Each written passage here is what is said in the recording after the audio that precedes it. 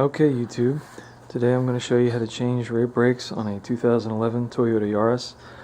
The Yaris has drum brakes on the rear, but if you found this video looking for how to deal with changing rear drum brakes or drum brake shoes or whatever on drums, the procedure is going to be pretty much the same for any car that has rear drum brakes. I've worked on a bunch of them.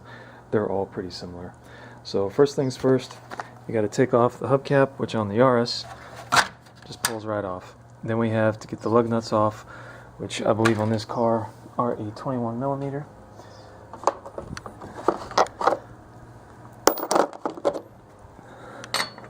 Yep, they're a 21 millimeter on your 2011 Yaris. So I'm going to get out my impact and take those off. Actually, let's go ahead and jack up the car before we take those off. Got a little ahead of myself. On most of these new cars, you're going to find in the owner's manual, it's going to tell you where to jack the car up. I'm using my floor jack here. Let me see if I can show you. On most of these cars, you're going to find a notch here right up underneath the rocker panels. And when you see these notches, this is where they want you to jack the car up. So that's where I'm going to place the pad of this floor jack. If you know what you're doing, you can find any of the subframe components here, and you can jack up on those. Like you could probably use this point here. This car is not very heavy to jack this car up. You could use right up there underneath where the spring mounts would be a good spot too. Just be careful whatever you do, and if you have questions, just follow the owner's manual.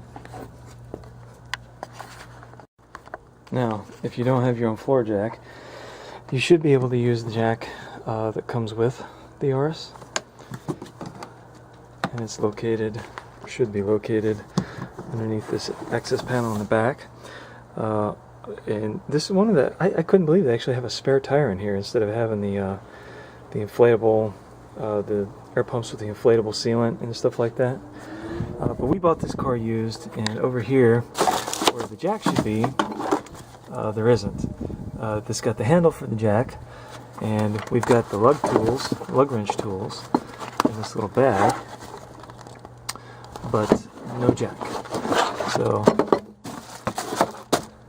and it's got another little storage compartment over here. It should be on either side, but you know, like I said, we bought it used. It's not there, so no biggie. Make do with what you have. Back on to the show. Okay, once you get it jacked up, you know, you don't have to get it too far off the ground. Just get it up enough to where it'll rotate, and then I like using the impact because it's faster, and of course it's cool. But you can use a 4-way lug wrench as long as you have a 21 millimeter socket.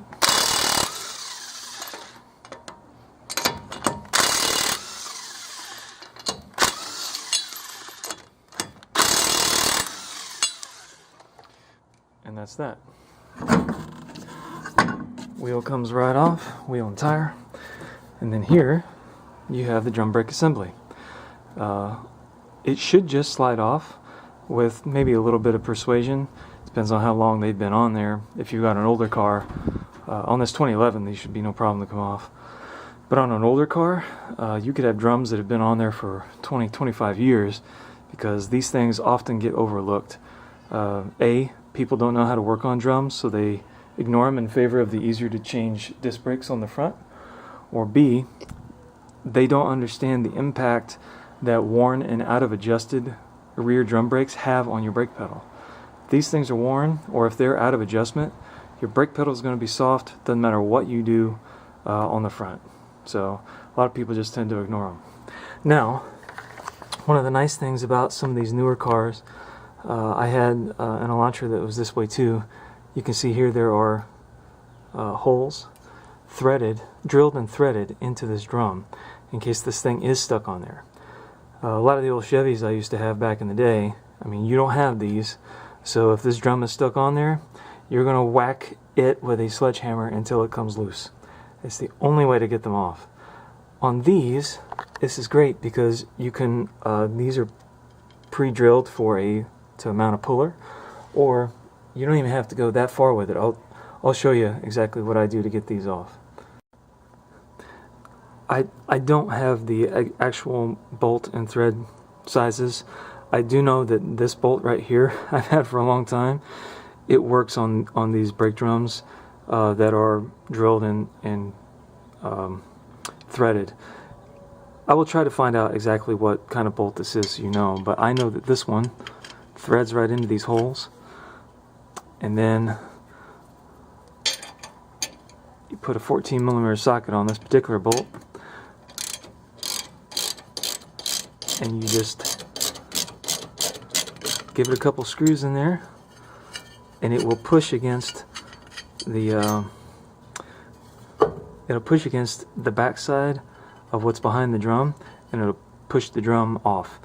And if you can see this is starting to rust here around this flange. If you have one that's really rusted and stuck, this is about the only way to get it off, unless you have if you don't have these holes, you're gonna have to bang it off with a sledgehammer, or if you're one of the few that has access to a torch, you can take that torch and heat up around these lugs, and that'll break this thing free too. I've done that as well, but I don't have a torch here. So once you get that loose, then this thing just slides right off of the assembly here, and you're gonna have a buildup of brake dust down in there. Try to keep that from getting all over your floor and you know, from making a big mess. You just dump that out in your trash can or something like that. So now you have, this is pretty much every drum brake setup I've ever seen. These are the shoes on the front and the back.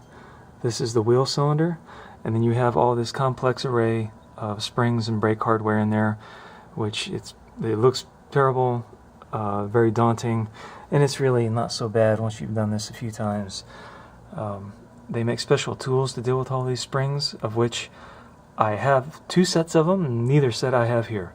So I'm going to show you how to do it with just some channel lock pliers, needle nose, stuff like that everybody's probably got a set of. On this car here, these are the original shoes, and they're you know, they're not in terrible shape, but they definitely should be replaced, I think, just because of the age of the car and the miles that it's got on it. It's got 100,000 on it, and the pedal on this car is a little soft. The front brakes, the disc brakes, are brand new.